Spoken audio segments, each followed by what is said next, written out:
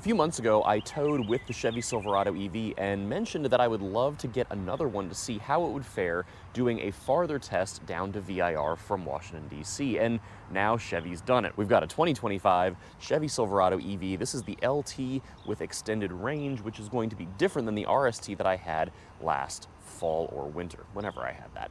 In any case, I'm going from my trailer lot near Washington, D.C. down to VIR for Hyperfest with NASA Mid-Atlantic, and that is about 250 miles, which shouldn't be a big problem for the Silverado unloaded, but when you're towing a trailer, that is going to affect the range, as with any gas truck. So the stated range of this truck at 409 miles is going to be cut roughly in half, and we're going to see how the journey goes, because I would love for an EV truck to be viable for towing longer distances, going racing with it. And I said in that first video, I think the Silverado is really one of the first ones to make it more practical. So let's hit the road. We'll talk all about the charging setup, the infrastructure, and what I'm going to do when I get to VIR, because it's a little challenging once you get to the track. So let's go. And through the toll booth, and I'd say let's hit it, but there's traffic in front of me. Anyway, why is this such a big deal? Well, heading to VIR in particular, if you've never been to a racetrack, this may or may not make a ton of sense, but racetracks are not in super populated areas because they take up a lot of space and they're noisy. And that's all fine and good, except for the part where people who drive electric cars need to charge them, and charging infrastructure is not always the best when you get a little more rural. So I did this trip a couple months ago as far as I'm going for my first leg of the journey, which is to Richmond, Virginia. So that's about 129 miles according to the navigation. And that first 129 miles is really not a big deal. I'm taking the I-95 corridor, if you're familiar with the East Coast, very heavily traveled, plenty of charging options. Once we go south of Richmond, I don't have many. Virginia International Raceway is near a town called Danville, Virginia. You're about an hour straight north of Raleigh, North Carolina. And from Richmond, Virginia to Danville, Virginia, there's not many fast chargers. In particular, there's kind of none on the route that I'm taking. We are fortunate to have access now through the NACS adapter that GM included to the Tesla superchargers. So those are open to GM vehicles now, and I've got the adapter in the front, and that will probably be my saving grace when I get closer to VIR. There's a Sheetz gas station that has a bank of superchargers, and my plan is to stop there. Now, the challenge is superchargers are not really set up for trucks with trailers. Really, most fast chargers aren't, so we're gonna see how that all goes. But here's my rough plan. So I'm leaving the DC area right now. The truck says I have 209 miles of range right now. When I was unloaded, I had started at 98%, 99%, we're at 95 right now. It had said that I was at 409, which is more than what it's rated for, because this is the LT extended range premium package, which is rated at 390. If you get the non-premium package, it's rated at 409. There's a whole bunch of different ratings here, but point being, this is not the max pack that you can get on the RST or the work truck, but it's not far off. Those are going to do 429, I believe, as the top number, but 390 is really right there, and that extra little bit of range might make a difference, probably won't in what I'm doing. So point being, it says 209 right now with 95%. The truck is estimating I will get there at 54%, which based on my last towing experience is a lie. It's going to use more juice to get there, but we have 127 miles to go. I am going to stop at the furthest south fast charger I can find, which is operated by EV Connect, I believe, or ChargePoint, one of the two. And it's in a shopping center where I can stop and have lunch, so like not a big deal. And this truck will probably need half an hour at the most to charge up, so that should be all fine and good. From there, we will go to VIR and we'll figure out the charging situation from there. Now, I mentioned these trucks are really good at towing trailers. They are. The trucks themselves weigh 1 billion pounds. I'm kidding, they weigh about 8,000, 8,500, but a lot of truck here, a lot of mass, which contributes to it towing well. This one does not have MagneRide. This has a fixed rate suspension, so slightly different, but I've just done a few miles. It feels really good either way. Plenty of wheelbase, very long wheelbase. This one also does not have the four-wheel steering of the RST, so not a huge deal while towing. Makes more of a difference in parking lots, that sort of thing, parallel parking. But it's a lovely towing experience. It's got a built-in trailer brake controller down by your left knee, and I'm using the built-in Google navigation because they don't support CarPlay or Android Auto on the GM EVs anymore, which is a big bummer. But this should be just dandy, and the best part is that I've got Super Cruise, so hands-free, feet-free, and it'll just do this for me from here until I get to Richmond. So that's the plan, and we'll check in down there when it's time to charge.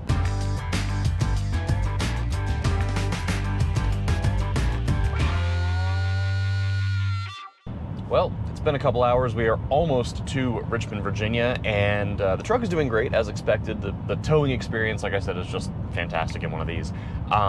We are averaging 1 mile per kilowatt hour, which is about 50% of what this truck said it was doing unloaded before I got the trailer hooked up. It was saying 2 or 2.1. So, like I said, about 50%, 50 to 60% of your rated range. It's kind of the same I see with gas trucks. The navigation is saying we're going to arrive at the charger with 29% remaining. We currently have 70 miles till empty and 23 miles to the charger, and that 50-mile buffer is kind of what the truck has said since we left the trailer lot. The estimates have gotten a little better as we've been going along, but it's been pretty consistent. So, nice thing is I've got the charger plugged into the built-in navigation. So a couple minutes ago, before I put the cameras back on, the infotainment screen did pop up a message saying that preparation for fast charging was starting. So nothing you have to really do. You can also go into the screen yourself and enable that. It just preconditions the battery so that you get the best charge speed possible when you do get to that charger. I think the chargers there, 2 of them can do 280 kilowatts and 2 of them, that's 4, can do 360. So I'm hoping I can get a 360. We're coming up to my favorite toll booth, which is funny to say, my favorite toll booth for acceleration while towing a trailer, because you must come to a full stop, and there are so many trucks where you have to really work it hard to get from 0 miles an hour back to highway speed. So I'm gonna run through this wide load lane. Just come to a nice stop, regenerative braking doing all the work here, 1 pedal, and thank you.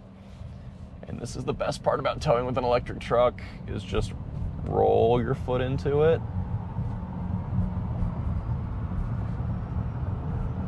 And there's 60 right there.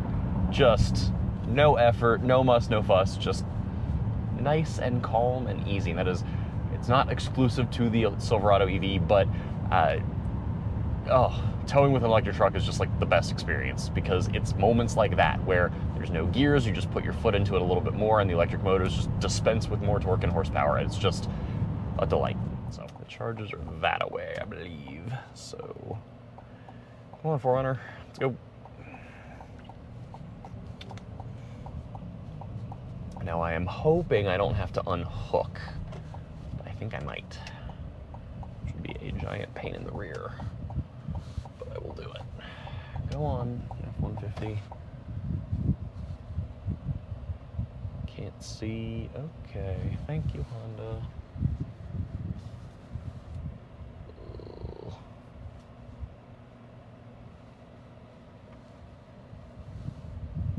Barely caught the curb. Okay. Now the charging port is on the driver's side rear of the truck, and that's what's got me a little nervous where I'm parking this thing. Plus side, all of them are free, so I don't know which is which here, but we're gonna find out. Oh, and this is their truck, so I'm just gonna pull right in. Actually, what I'm gonna do, these cords are too short. I had to unhook the trailer, which I expected.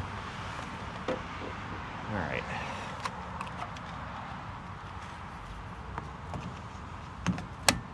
Where's this QR code? Ah, there we go. Okay, connector 1.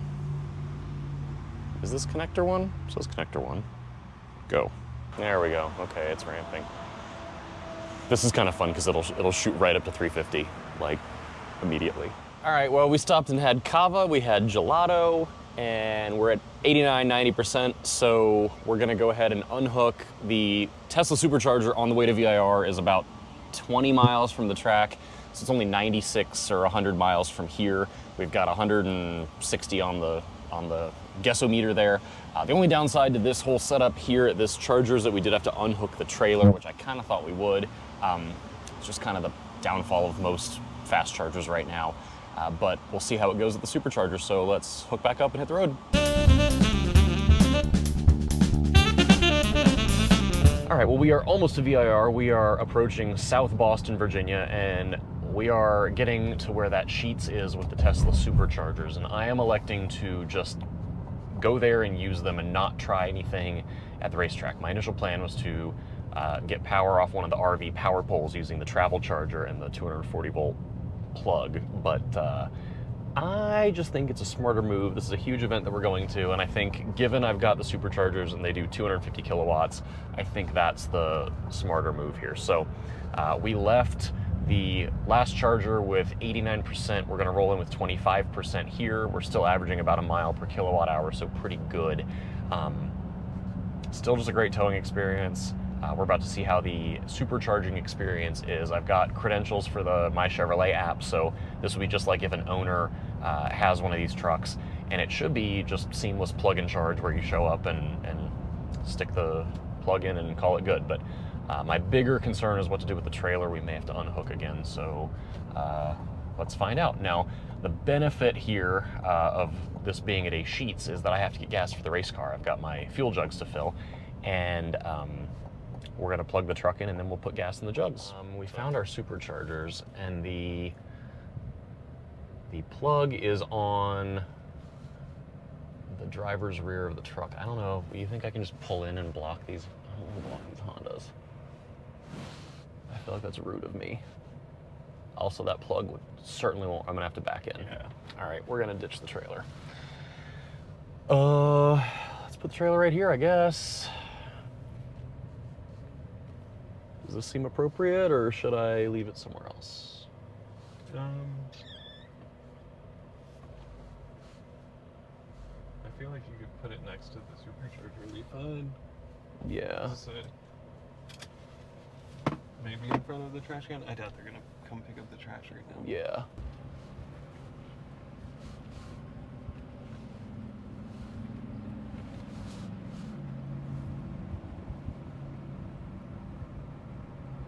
So we're unhooking. This is Zach. He rode with me from Richmond.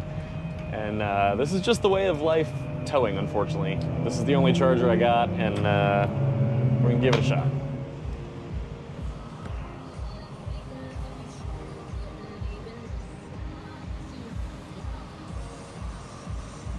So I have this.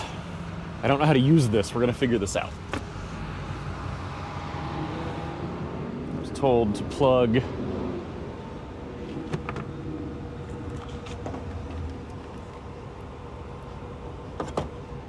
this in first, and then plug this in. Nearby charging, charge here. I'll continue to start charging. There we go.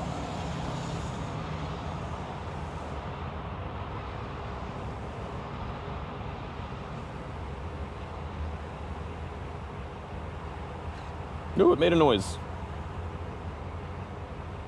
Charging's always so exciting. Green blinky. Yes. Charging started. Yay. Oh, and then it shows. Okay. Neato.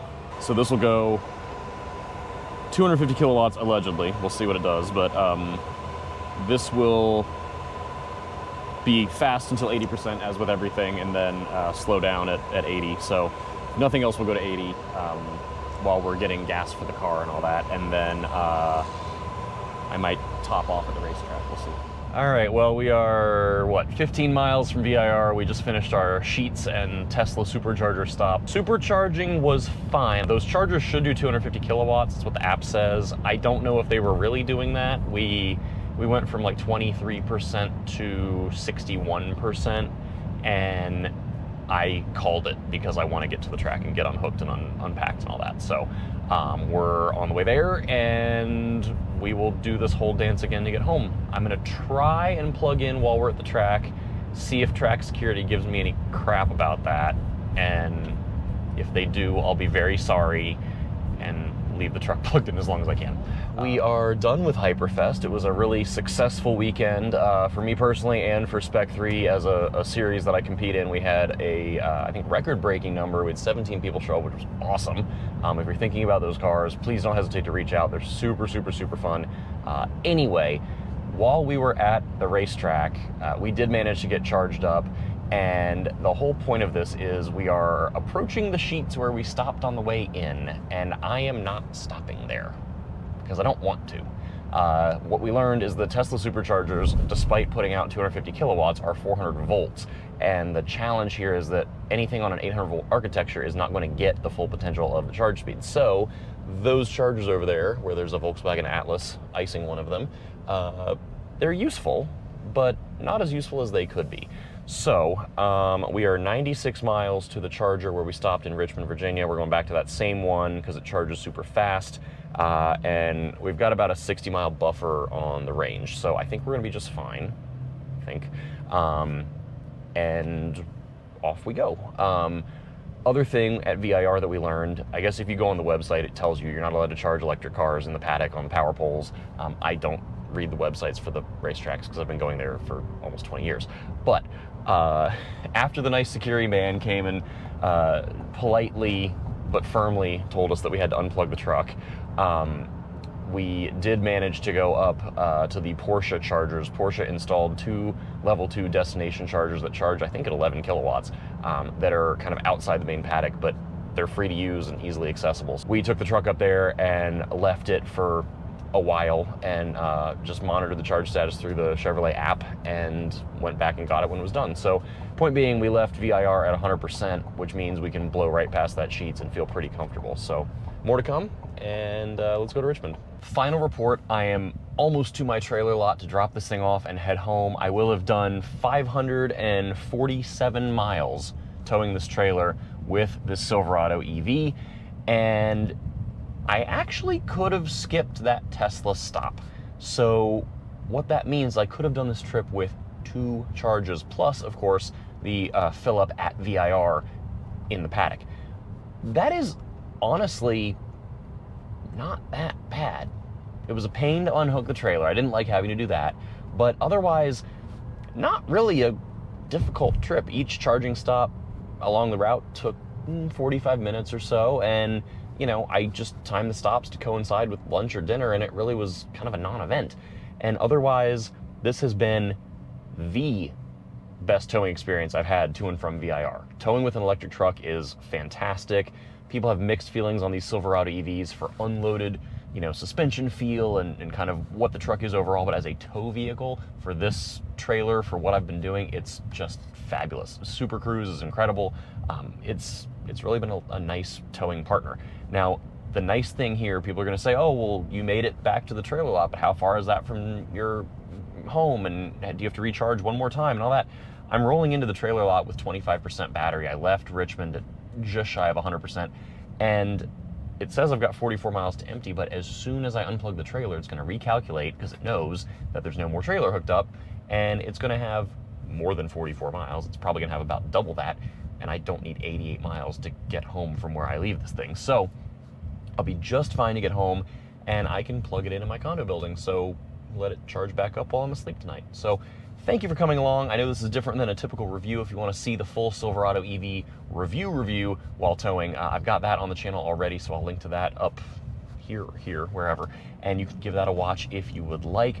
Otherwise, be sure to subscribe right here on YouTube, follow us on other socials, turn on all the notifications so you don't miss anything ever, and head over to outmotorsports.com. We've got a whole community of fellow LGBT automotive enthusiasts over there that would love to be your new bestie, and we've got events coming up in person all around the country throughout 2025, and a whole group online in between all of those. So, until next time, stay safe, be well, see you for the next one.